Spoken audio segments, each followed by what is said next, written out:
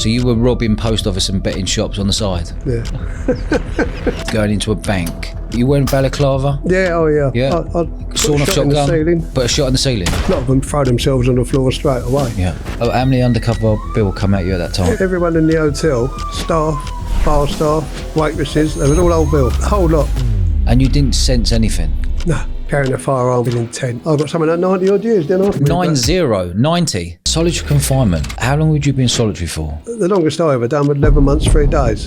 What was the Gatwick job? Diamonds, £10 million worth of diamonds. How long did you get for the Charlie Kray drug incident? 9. You got 9. Yeah. Did you feel betrayed? He lied to me, didn't he? He's given you a list in your top pocket for you to go out. 12 people he wants executed. Yeah.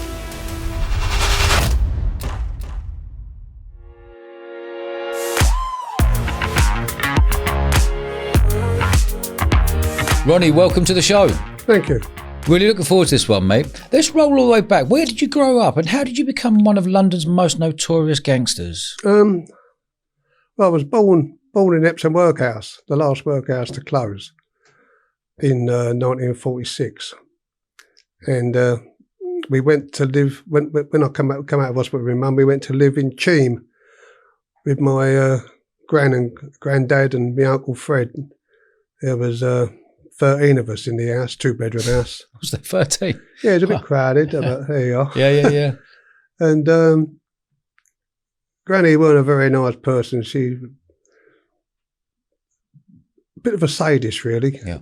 She always hitting people. She had a big old walking stick, knobbly one, you know what they used to have in them days. Give you a clap with that. And she tortured my 2 brothers worse than me. She tortured my brother Ted and my brother Billy and Peter. She tortured them terrible. But as I was the youngest one, I sort of got left out of it. And when you say tortured, what do you mean by tortured? Well, hitting, locking you in the cellar, which was always dark and rats and God knows what down there. She just liked to hurt people. She was always hurting someone in the family. My mum, she used to beat my mum up. She was a big old bird. Yeah. She was, she was a big old bird. Yeah, like a big old washerwoman, you know what I mean? Yeah, they said she was a brasser during the First World War, but I can't see no one falling for her. What was life like for you at school? Terrible. It weren't no good. It was always dirty, always had terrible clothes, you know what I mean? Never had a school uniform, never had that. Yeah. No, none of us did, no. It was all right when we was all at school together, because I was the youngest, but then they sort of moved on to other schools and then left. And then I was left on my own sort of thing, But childhood weren't no good at all. I tried to kill my gran once, but didn't succeed. How? Strangle her. Really? Yeah, she was hitting my mum. So I just jumped on her. And how old were you, roughly? 13, 14, something like that. Yeah, she just flung me away. Why do you think your gran was like she was? I don't know. I thought everyone was like that when I was growing up. I thought everyone had the same sort of thing, Everyone had the same sort of childhood. Yeah. But I did notice that we didn't get invited to other kids' houses because their parents, didn't want them to be mixing with us, sort of thing, And always hungry all the time. Sometimes you go 2 days without nothing to eat. Is that right? Yeah. My old mum, she tried her best, you know what I mean? But it was hard for her because my gran was very domineering. Yeah. I mean, if she wanted something, we all lived in the same house, but she had the front of the house and we had the back sort of thing. But if she ever wanted anything, like milk or anything, she'd just walk in and take ours. Okay. Where was your old man at the time? Probably in prison. Okay. Yeah, he was a safe blower. A safe blower? Yeah. But he for the listeners out there, explain a safe blower. Just gelignite safes. Gelignite, okay. Yeah. I'm a little bit deaf. That's all right, mate. Yeah. So am I. Low safe. Makes 2 of us. Right. So what he would go into, where would he go and get the safes? Where would he blow them up? Where would he Give me an example of a safe blower. Well, he'd go in office blocks. They'd find out what day the wages were paid. Yeah. And what day they got delivered, because everything was in wage packets there. Yeah. There was no paying into All the cash. bank. And they'd go in during the night and open the safe up, save them doing it in the morning. Right. Yeah, he'd done the Yorker Sydney aircraft factory. Did he? Yeah, he come away and he had the blueprints for the Yorker jump jet. So he posted them back a bit quick. MI5 were looking for him and everything. Was that right? Yeah.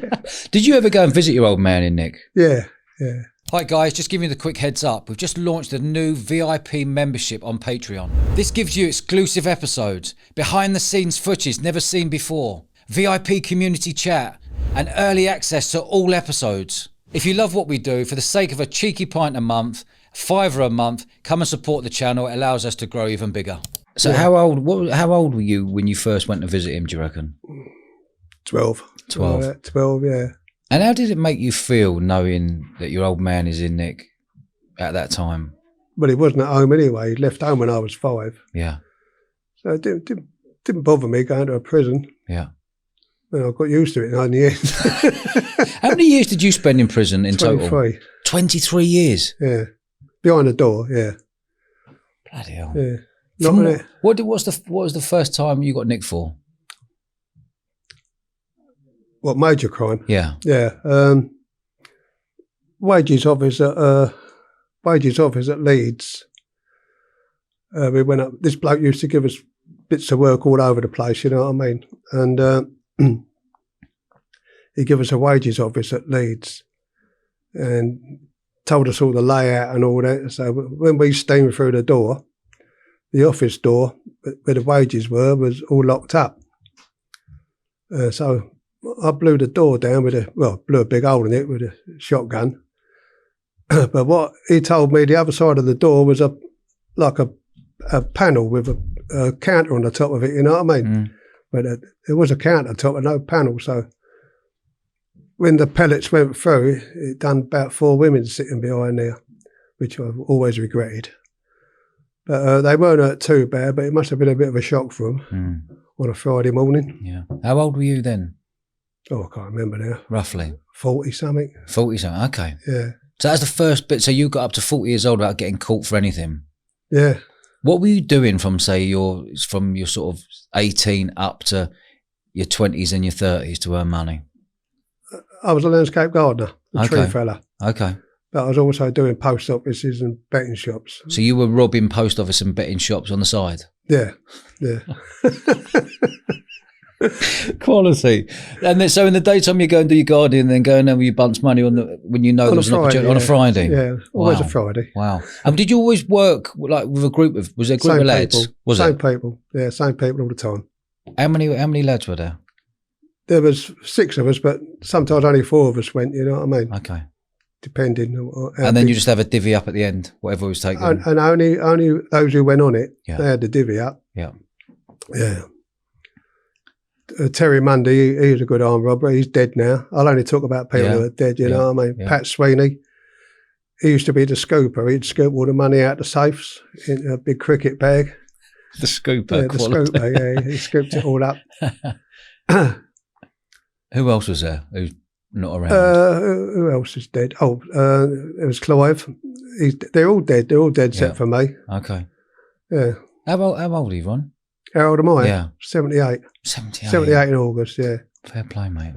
Looking well for 78. Am I? Yeah, mate. Looking well for 78. So when you were at it in your 20s and 30s, but you got caught in your 40s. Yeah. What other stuff were you doing for a pound note back then? Was it just banks, post offices? Post offices. Before I went into banks, it was post offices. Okay. Well, I started off on betting shops. Yeah. Because they're easy, but there weren't hardly any money in them. Come away with a couple of $3,000. Yeah. But I was watching a post office delivery van pull up, and I said to my mate, "That's our next one." He said, "Yeah." I went, "Yeah, we'll have that." We watched it for a few weeks, and then I used to go in after they delivered. And all they used to do is put it behind the counter, big boxes of money on the floor, wait for the time clock to go on the safe. So we didn't even have to open the safe or nothing. We just go in and put them on the floor and walk out with the boxes. What sort of robber were you? Were you an aggressive one? No, I don't think so. No? I never tried to hurt anyone. No. No, I didn't. No point in going out just to hurt people, is it? We were going out for the money. We weren't going out to hurt no one. Yeah. And if people didn't cooperate, give me an example of you going into a bank. What's the first thing you got? You wearing balaclava? Yeah, oh yeah. Yeah. I Sawn off shot in the shotgun? ceiling. Put a shot in the ceiling? Okay. Yeah, because all these sort of tiles, makes a big hole and they all come crashing down and a lot of them throw themselves on the floor straight away. Yeah. And then you shout out on the floor. Everyone does. Unless they're old, then I'll get them a chair. Yeah, done that before. Well, my mate used to get them a chair because I was always standing on the counter or something. Yeah. I was sort of like, I was first in and last out because I was a sort of a minder. Yeah. I'd go in, jump up on the counter, I'd get everyone on the floor and it. Then when we'd come out, I'd make sure everyone was out and then I'd come out and off we'd go. And is this in the 70s or 80s?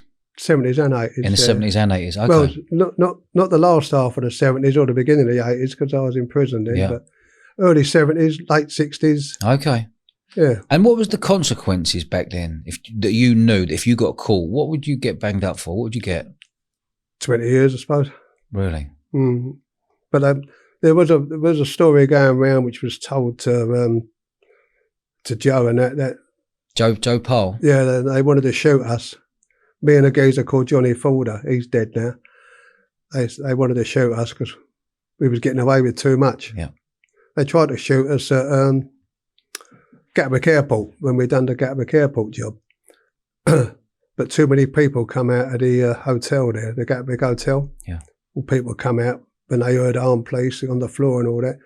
People come out, don't they? You know what I mean? So I put my hands on my head and said, I'm unarmed. I ain't got a gun, I'm unarmed. He said, you bastard, Field, he said. Oh, well, I know you, don't I? So it was literally like cat and mouse with the old Bill the whole time? Yeah, really, yeah.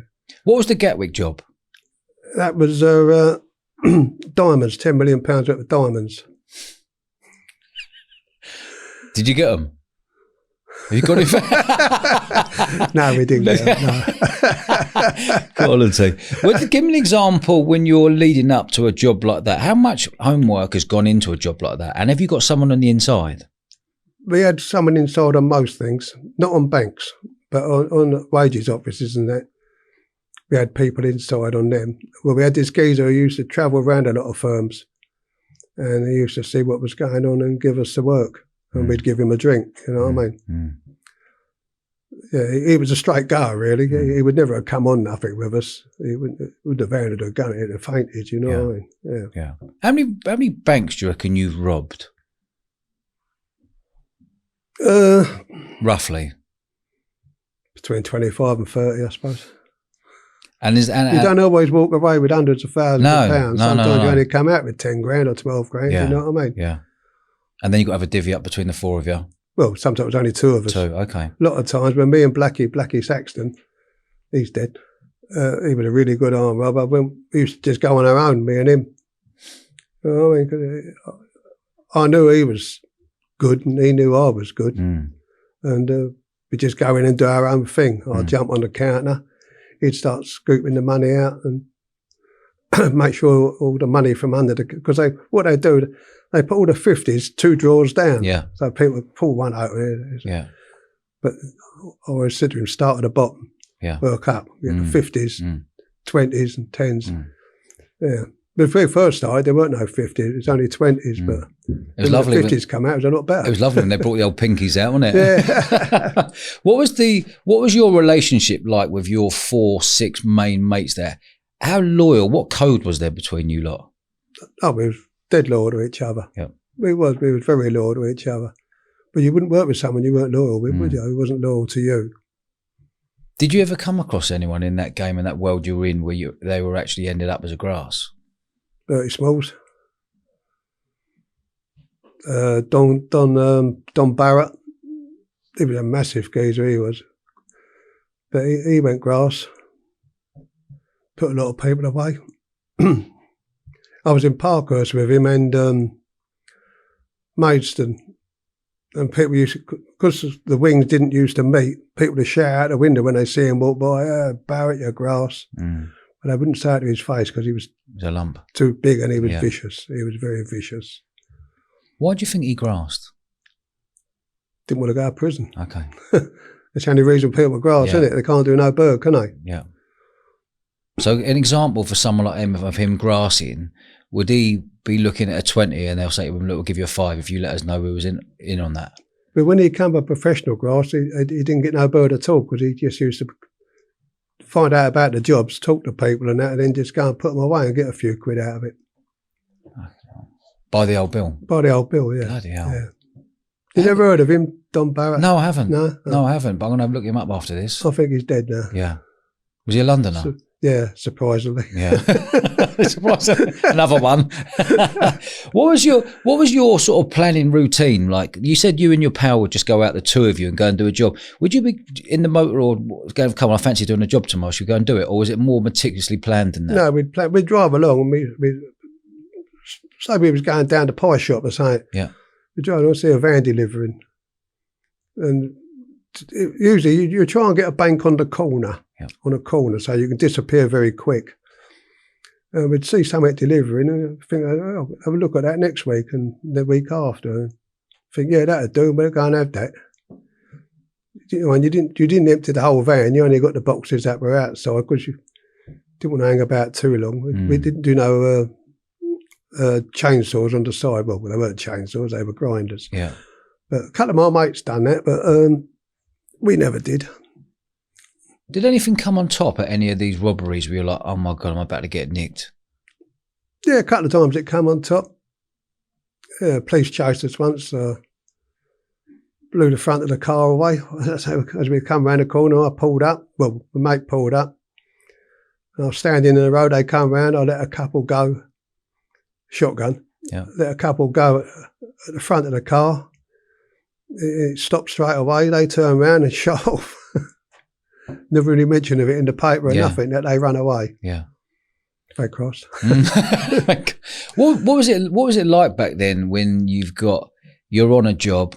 Are the old bill, when was the year when the old bill were allowed to shoot bank robbers or any type of robber? 76. 76. Yeah. What did that make you lot think at that time? Well, I always thought to myself, if a cossack points a gun at me, I'm going to shoot him. Was that your attitude, shoot him first? If he points a gun at me, yeah. Yeah. And my gun was usually bigger than theirs. Mine was a sawn-off. Yeah. They had a revolver. Yeah. 38 usually. So throughout the 60s, 70s, you can get away without getting shot. And then 76 or 78, I think you said, 1976, 1978, it came in a law where the old bill were allowed to shoot. But they did have an armed squad. They used to wear blue overalls and blue berets. I think they were called SC-19, wasn't it, Del? Yeah, SC-19. They used to call them out, always called them out for us. Yeah. We was always gone. Yeah, see you later. Thank cross. Yeah. What other stuff were you getting up to? You mentioned Joey Pyle. Obviously, he's a legend in the underworld, as is many others. What was Joey Pyle like? He was a gentleman, very brainy. Yeah. I started with him when I was 16. I was drinking in a pub, the Red Lion at Sutton, which he was drinking in, and he sent me a drink over one day because he'd seen me in there a lot of times. And people had been talking about me, and had a few drinks with him, and he said, "Do you want to go to work?" I said, "Yeah." I knew what he meant. "You want to go to work?" So I said, "Yeah, I do." And off I went, and that was the start of it. And the finish of it was a few years back when I come out. Yeah. Okay. And how would you explain Joey Pyle to the listener? A gentleman, very brainy, honest with us, always stood by everyone. If anyone in London, North London, South London, East London, had a problem with another firm, they come to Joe. Yeah. And Joe sorted it out. Someone would either get really badly hurt or everyone shook hands, you know. And what was Freddie Foreman like as a man? Another gentleman. Yeah. Yeah, I've done a lot of bird with Fred. Yeah. He's quite ill at the moment. He was very intelligent. He's been on nearly all the big jobs that have been done in the last 30, 40 years. And a proper gentleman at the same time. Proper gentleman. Yeah. Proper gentleman. Have you noticed Have you noticed a difference that the old school gangster now in London is fading away? Oh yeah, well, as we die off, no one takes your place, do they? Mm. I mean, it's all drugs now, isn't it? Yeah. I mean, I got nicked for drugs, didn't I? Me and Charlie Kray, but I wasn't no drug dealer. I just went. Charlie was skint. He asked me if I'd do something with him. I said, yeah. What I didn't know was he lied to me. He told me he'd known these people for years and years, but he hadn't. He'd only just met them about a year before. Undercover old Bill, they was buying him things, taking him to nightclubs, hotels up north. They were from up north. Come down to his boy's funeral. We had a charity do in Fairfields Hall. Yeah. They put on a big show. A lot of stars turned up to perform for nothing, you know what I mean? For Charlie. Yeah. And Charlie invited them there. They turned up and Charlie introduced me to them. They looked the part. I mean, they had nice suits, bit of Tom on. Yeah. But Dr. Martens, that should have given it away, really. Yeah. Dr. Martens on with a nice suit. Yeah. But I just thought, because they're up from North, it might be what they wear up there. Yeah. Yeah. Well, can you remember roughly what year this was when Charlie introduced you to these undercover old Bill? I come out in 92. About 8 years before that, 10 years before that. Okay. Yeah. And what bit of work was it that Charlie asked you to do? Drugs. Drugs. What drugs was it? Cocaine. Cocaine. Okay. And I said to Charlie, I don't do cocaine. He said, I'm not going to give them no cocaine. I'm just going to take their money. Yeah. That was Charlie's game. Okay. Put them on a promise, take a deposit, a few grand. Yeah. And that was it. Yeah. But I said, I don't really do drugs, Charlie. I don't take drugs. Yeah. I have a puff. Yeah. Everyone has a puff, I think. Yeah. And I don't take nothing else.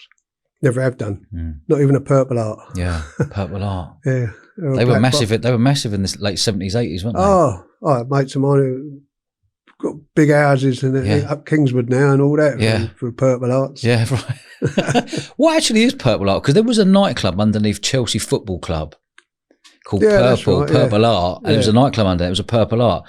What drug was Purple Heart? Was it amphetamine? Yeah, it was amphetamine. It was amphetamine. Okay. Yeah. Well, I think so. I never took none. No. Okay. So what was your relationship like with Charlie Kray before you did a bit of work with him? Oh, he used to come over and have a drink with us. Well, he'd come over and have a drink with Joe, but I was always there. We used to go to a lot of funerals together, as you do. Yeah. Other faces and that. We used to go to all their funerals and all that. I got on well with Charlie. Yeah. I got well with him and Nick, you know what I mean? But we was quite close outside. What was Charlie Kray like compared to Ronnie and Reggie? Oh, different, completely different. Okay. Charlie he was a good boxer. He could have a fight, but he wouldn't shoot no one or stick a glass in their face or anything like that. Yeah. Charlie fought with his fist, and he could fight. Yeah. He was a professional boxer, I think, one time. Yeah. How would you explain the difference between Charlie and his two brothers? Was he more mature? Was he the leader? Was he more? We used to think more. Was he more? He was more intelligent than the twins. Yeah. Be honest, the twins were just thugs, really. They were, okay. And Ronnie used to really like hurting people. Reggie did, but he never showed it so much. Yeah. I mean, if you fell out with Ronnie, he'd chin you there and then. Yeah. Reg wouldn't. He'd hang about maybe 2 or 3 days later, come up behind you in the club and stab you. Right. That was the difference between them. Yeah. So Charlie he was a fence, really. He used to buy a lot of hooky gear. Yeah. Lorry loads of gear and knock it out. That's how he made his living. And of course, twins' reputation, no one knocked him. Yeah. So back in the day, what was actually the Kray twins' reputation? We see now in the year we are now, 2024, in the last 20 years, the reputation of them as the Krays were, they were fierce. They were the governors. They were the governors in East London at that time. They were the governors. Did everyone have the fear of them? Well, Joe didn't. And Roy Shaw didn't. No, certainly not. No, nor Lenny McLean. Yeah. But I respected them because they was running half of London, weren't they? Yeah. So, but they weren't scared of them. Most people were. Even people nowadays, you see, I tell you, the twins, I'll give them that. No. I know they didn't. I was there. Yeah, okay. So people now are saying, oh, they weren't as big as they were meant to be, but you're saying they were the real deal. They were the governors, yeah. Okay. Yeah, they were the governors. That's nice to hear, coming from the horse's mouth like yourself, who've been there, was there at the time. Yeah. I mean, as I say, Joe and that weren't frightened of them, but a hell of a lot of people were. I was. You were you? Well, not frightened, but, with Ronnie, you had to keep your eye on him because he could turn at us. Drop of an hat, he could, what'd you say? Why'd you say that? What made you say that? Then you're in a pickle then, aren't you? Yeah. Because he don't want to listen to you, he just wants to hurt you. I see him tip in the nick, they bring the tea round in a stainless steel bucket at night time. And we were sitting in the TV room, everyone else was locked up, and there was a few of us in the TV room. Geezer come in with the tea. So we got these pint mugs, we held them out. Filled mine up, filled a couple of other geezers up. Done Ronnie's, only give him half a cup. So when he looked at it, I'm looking at Ronnie, and I thought, what's the matter with him? And so he said to the geezer, could I have the bucket, please? Very polite. Took the bucket off and tipped it over his head, boiling tea. Bloody hell. Regis jumped out. He said, what do you do that for? He said, only give me half a cup. He said, you only have half a cup? He said, yeah, but he didn't know that. Yeah. So Fred said, don't you think the other geezers told him? He said, no, I didn't think about that. Give the geezer half ounce of tobacco in the hospital. Yeah. Who would you be more scared of, Ronnie or Reggie? Ronnie, because he was unpredictable. Okay. Yeah, he could, as I say, he could fly off your handle at anything. Even like this, talking like this. What do you mean by that? You know what I mean? Yeah. He'd take offence at anything, even if there was none meant. Yeah. What was your relationship like with Roy Shaw? Friendly, very friendly, yeah. Roy could have a terrible row, but he weren't a bully. No. Lenny was a little bit, but that's his job, wasn't it? Yeah. On the doors. On the doors, yeah. Become a bully, I suppose. Yeah. I got on well with both of them, Lenny and Roy. Joe said to Lenny once, we was in a club, Annabelle's, I think it was, something like that. And I hadn't met Lenny before. And Joe said to Lenny, this one geezer you won't beat, Len. And he looked at me. I was a little bit bigger than him, but not like a man mountain. So he looked at me and he went, yeah, Joe. He went, yeah. He said, why is that? And he said, because he'll shoot you. Lenny didn't like nothing like that. No, okay. How would you explain to the listener being around Lenny McLean back in the day in the 80s? He's a beast of a man, right? He was a beast of a man. But he very polite around women, as Roy Shaw was. And Fred. So Fred thinks the world of my missus. My missus thinks the world of him because his manners are impeccable. You know what I mean? He's just a gentleman. Isn't that nice to hear though? When someone's got proper manners. He's one nice fella. Yeah. It's a shame that he's quite ill now. Yeah. How old is Freddie Foreman at the moment? Would you say? 90 something, 92, I think. Is he? Oh, that's right, Fred. Yeah. What's up with him at the moment? Just illness? He's just ill. Yeah, he's old, isn't he? He's getting old, and all them years in prison don't make your health good for when you get older. Yeah. Where was you said you were 40 years old the first time you got nicked and put in 42, something 42, like that. Is it? So your lifestyle before that was robberies, nightclubs, boozers, women, fun, the whole thing, everything thrown in the mix. So okay. Yeah. And then it got to a point, you were 41 and you got nicked. On what job did you get nicked on? Leeds. Wages office. Okay, the wages off. Okay. How long did you get for that? I got something like 90 odd years, didn't I? No, you got 90, but you did when they did it concurrently. Yeah, 90 odd years they give me. 90? 92, something like that. But I only had to do 12. Okay. How did that work out? Is that just the way the law was back then? The sentencing goes, isn't it? Okay. 10 years for this. I got 10 years for each person I shot. 10 years for carrying a firearm. 10 years for carrying a firearm with intent. Yeah. 12 years for the robbery. All added up to, Martin told me the other day, it was 90 odd years. Yeah.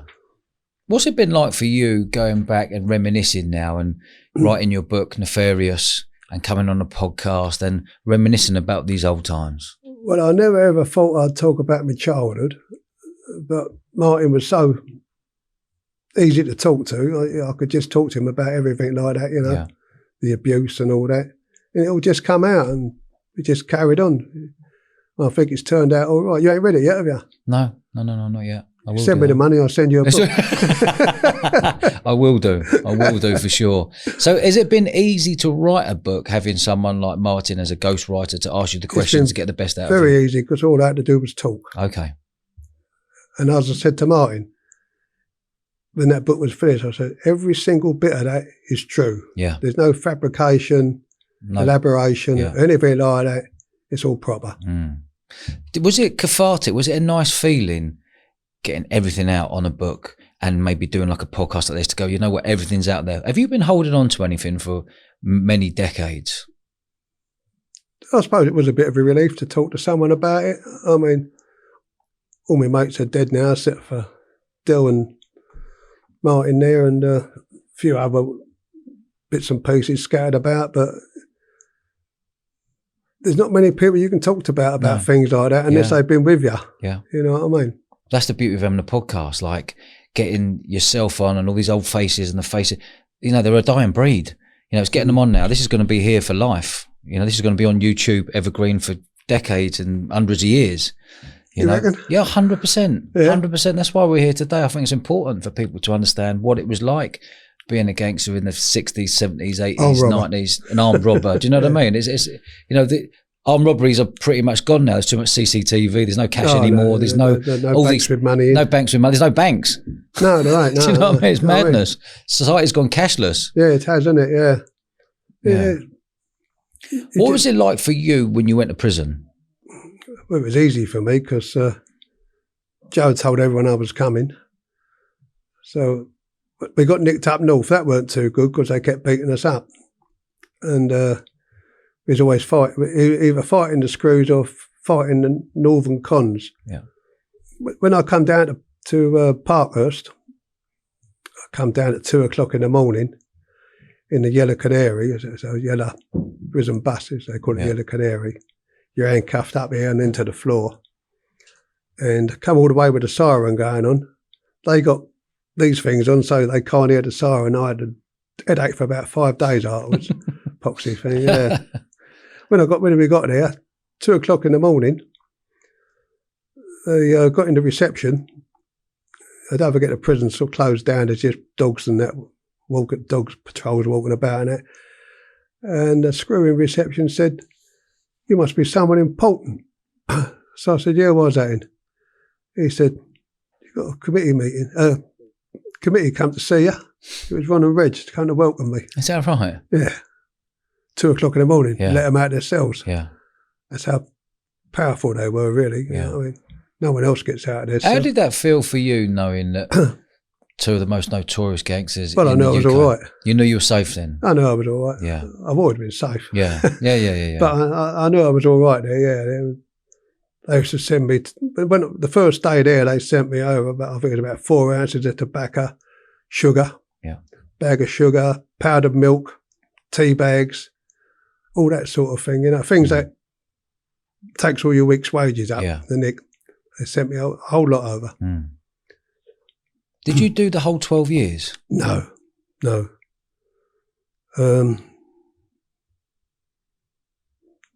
wasn't it, Mark? Yeah. 9. 9. You did 9 years. Yeah. You're obviously close with the Kray twins. Did you ever go to any of their funerals? Yes, I went to Ronnie's funeral. I didn't go to Reggie's because I was banged up. Of course, I went to Joe's and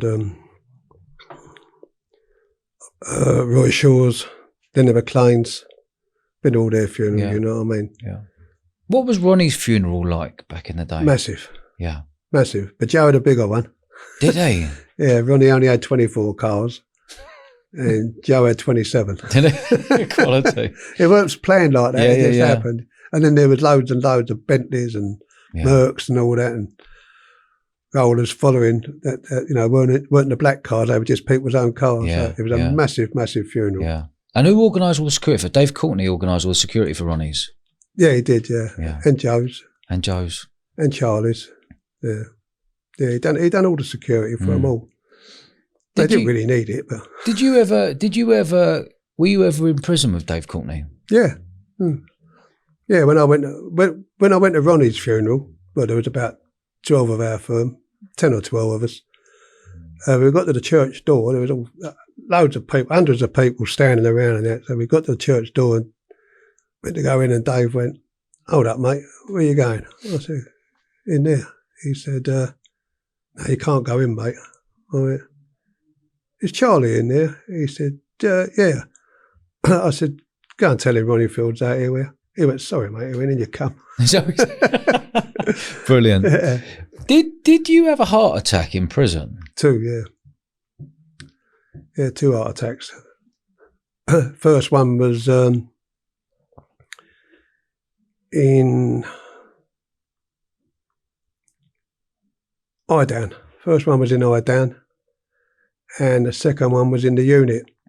Belmarsh. And there was Belmarsh unit. I was the first man in there when it opened. Is that right? Yeah, very first man, yeah. When it opened, I was the first man there. We had a tear up in Brixton unit, and 3 RA men escaped. I don't know if you remember that. They went to pull the gun out, put the nun brought in.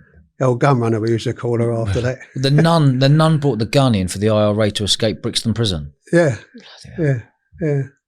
So they say. Yeah. Rumours have it. Yeah, they had it in a pair of trainers she brought in for one of them. Yeah. And they fired a couple of shots. We was in a little enclosure because we was all double A's. And we was just walking round and round and round. And I heard a bang, bang. And I said to my mate, "That's a gun." He went, "Don't be silly." He said, "For in Wandsworth, Brixton." I went, "That's a gun." He went, "No." Bang. He went, "Yes, it is." Then they came running past us. And the screws didn't chase them like they said they did. Yeah. They didn't want to face them. Yeah. Well, they'd already shot a few people, didn't they, the IRA? You know, these fellas had to do and blowing people up. And they went over the wall, got away, kidnapped a geezer in his car. I think they chinned him or something. It didn't really hurt him. They didn't. Oh, yeah, they did. They shot him in the leg. Yeah, I didn't think they'd done that. I couldn't remember them doing that, but they did. Yeah, they shot him in the leg. And while they were going over the fences and the walls and that, we was in a little enclosure, closed in for double A's to walk around in. And we had to go upstairs to get into the wing. And the screws come to the top of the stairs. They went, "Come on, lads, up you come." "Oh, you had to come down." They wouldn't come down because there's just been gunshots fired. Everyone was sort of wanting a row with the screws and they wouldn't come down. They left us down there about 5 hours. Wanted a cup of tea then. So. Explain to the listener what Belmarsh unit was like. It's a prison inside a prison. It opened long after the prison itself opened. And it's got four what we call spurs on it, you know, like bike wheels, with spokes. Each one's got 12 cells. You got used to have when we was in there 3 screws for each prisoner. It was 23 and a half hours a day bang up, never come out. We changed that. We just wouldn't bang up one day, and they didn't want to have a row really. We didn't want to have a row really, but we had to stick up for it. They started letting us out a bit, hour in the morning, hour in the afternoon. And it eased on from there. Now I think they're out all day long. You done your first stint. You come out. Were you straight back at it? Yeah, same week. You were you? Yeah, same week. Yeah. Did you learn a load while inside from a load of other people? No, not really. Cause I was pretty good myself. Yeah. I mean, I always listen to people. You never know what you're going to learn, do you? I mean, you listen to some of Fred's stories and you learn a lot. Listen to other idiots and you'd be banged up straight away. So when you come out, you straight at it, think, right, I need to earn £1. I'm go straight back into robberies. Yeah. Okay. And how long were you out before you got nicked again? Oh, years. Okay. Years and years and years. Yeah, years. Yeah. And what was the second time? What did you get nicked for the second time? Charlie Kray. I think. No. Gatwick. Oh yeah, Gatwick. I keep forgetting that little episode. Yeah. Gatwick, and how long did you get for the Gatwick one? Can you remember? I didn't get a lot. What was it? 3.5. 3.5. I only got 3.5. Well, I never had a gun. Yeah. Well, I did have, but I flung it down the embankment when I heard the cars pulling up. We hadn't actually done the robbery. No, no gut shots had been fired, and I think we was banked the rights. I went guilty. I said, no point in going not guilty. I went guilty and got a 3.5. The others got, one of them got 2.5, and the rest got a 5. Right. Why did they get a 5, do you think? Were they carrying?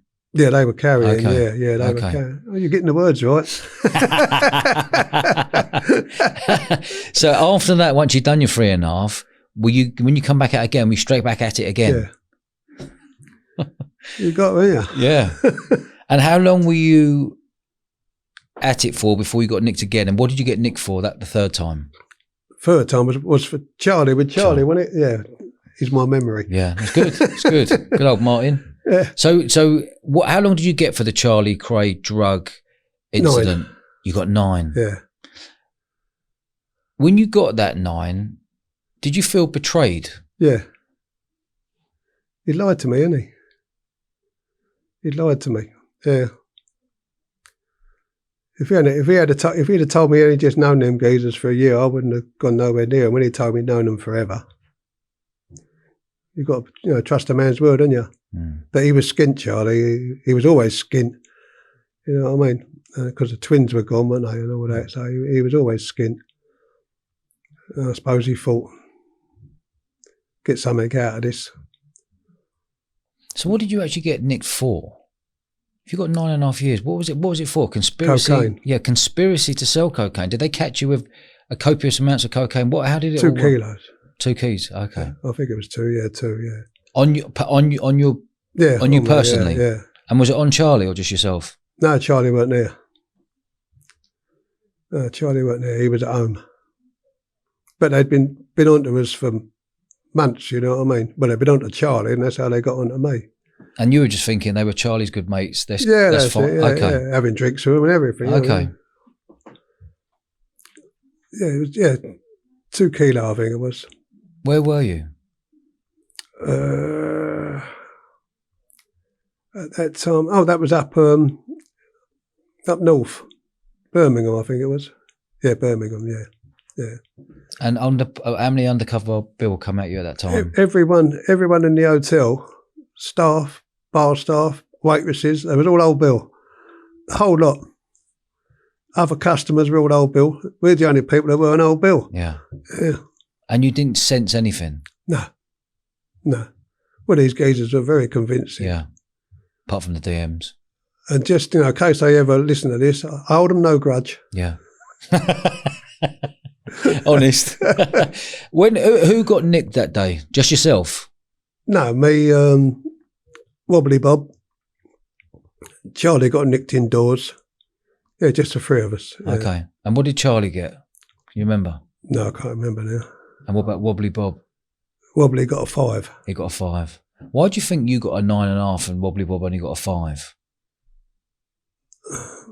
Well, Wobbly weren't an armed robber. Okay. He used to do long firms and things like that. Okay. But he came on this with it. He was a good mate of mine. He was very staunch. He wanted to come on a bit of work, so we took him on that, and poor soul ended up with 5 years. Yeah, okay. Out of those 9.5, how many did you do? I don't know. I think you got 9, and you did about 6, didn't you? No, we lost a lot of remission, didn't we? Yeah. Probably about 7 or something like that. Okay. And what do you mean you lost a lot of remission? I was always chinning screws. So if you're chinning a screw, well, they say, right, you got another month, Ronnie. You got another 2 months. They'd put you in the solitary after they'd bash you up a little bit. Put you in solitary, wait for the visiting magistrate to come, because the magistrate visits the nick. And if he can weigh you off, he does. If not, you go to Crown Court, something like that. So he come in and weighed us off. Yeah. Solitary confinement. How long would you be in solitary for? The longest I ever done was 11 months, 3 days. And in one go. just explain what solitary confinement looks like. What does it feel like? Was it? Well, solitary cells are underneath. Well, in Parkhurst, they're underneath the number ones. They're underneath it in the basement. There's no windows and nothing like that. It's no bed, pants and t-shirt, clothes had to go outside the door. Mattress come in about 8:30. You could go out and pull your mattress in, which 9 times out of 10 was wet. Some parts of the pissed on it, you know what I mean? That was life in the block. Bang up, 23 hours, 23 and a half hours a day. 11 months in solitary confinement. 11 months, 3 days, yeah. They can't do that no more. I think it's 3 weeks is the longest you can do now. When you got banged up for that 9 years with getting caught with the cocaine, how angry were you when you were inside? I was very angry with Charlie because but I didn't know he'd lied to me at first. It's only when I found out he had. How'd you find out? In court. Okay. You know, they start talking about the undercover operations and how long they've been going, how they met Charlie. They brought him a gold lighter and record player and hotels and all that, you know what I mean? I'd have really drew him in, but anything with money would draw Charlie in because in them days, he was skint, you know, he was always skint because he wasn't doing what he was doing before. When you come out after that 9, were you bang at it again? I think I left it a couple of days. Then someone comes up with something to do, don't they? Yeah, okay. Can you remember roughly how old you were when you come out after this? Was that your last sentence, the Charlie Kray one? Okay. Yeah. What made you go, when I'm 50, right, I don't want to go back to Nick again? Home life, I suppose. Okay. My daughter, grandkids. I just had enough. Yeah. Just had enough, you know what I mean? You can't keep doing it, can you? When you see me walk now. Yeah. Most of that was down to a prison beating. And would they give you proper beatings? Oh, yeah. Give me an example. Well, when they was beating, when we had to tear up in the unit, I took the governor hostage. And I went down and they were beating me with them riot sticks. Dave Courtney, all of a sudden I had a heart attack, and Dave could see I'd had a heart attack, and they were trying to get everyone into the cells, you know, because they didn't want everyone starting. And we was all close mates there. We all knew each other out here. We was close in there. And Dave see I'd had a heart attack, and they were still hitting me. So he flung himself on top of me, taking the blows himself, but he was also dragging me towards his cell door, which he did, you know what I mean? Once we got in his cell, they wouldn't come in there because they'd only come in one at a time. Yeah. And Dave was on the door, you know what I mean? But they had the shields and the sticks and all that, you know what I mean? But basically, screws are cowards anyway, so they don't really want to fight you on their own. Some of them can. Some can have a right row. Yeah. Every time you saw a screw, would you get angry? What, now? No, when you were back in the day.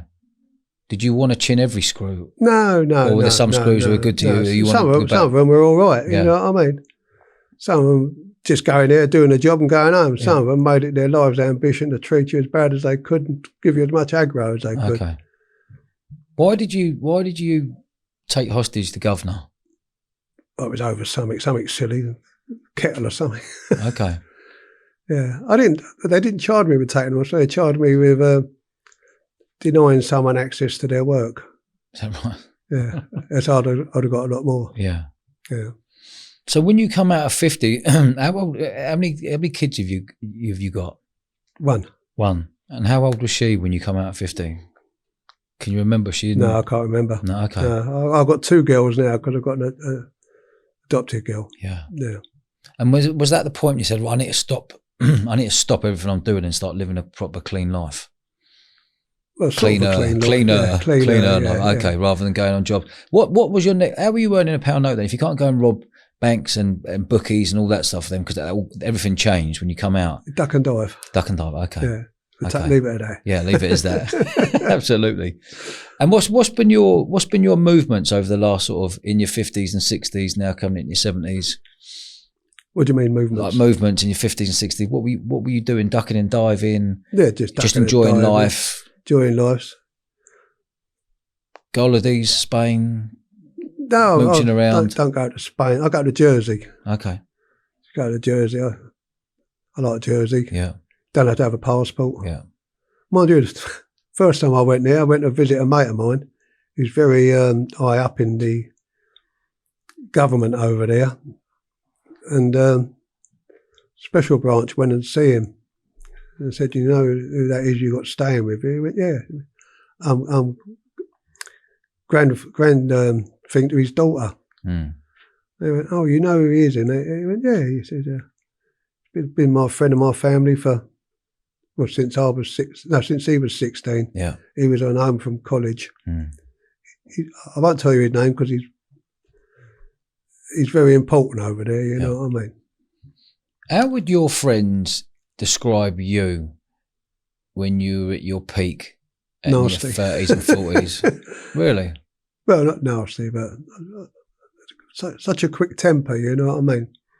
I wouldn't bully no one. I mean, I ain't big enough to bully no one, but I used to lose my temper very quick and I'd resort to anything, glass, bottle, knife, anything that was laying about. You didn't care? No. There's only one reason to fight, and that's to win. Okay. Don't want to come second, do you? So there was no consequences in your mind whatsoever? No. Okay. No, none at all. And writing the book, Nefarious, how long have you been working on this for now? A year it'll be, Mark? A bit more, I think. Bit more? Is it? Yeah, it's over a year. It's over a year. Fantastic. And there's some brilliant stories in there, I hear. Oh, there is, yeah. I've heard some real good stories in there. Where can people find this book?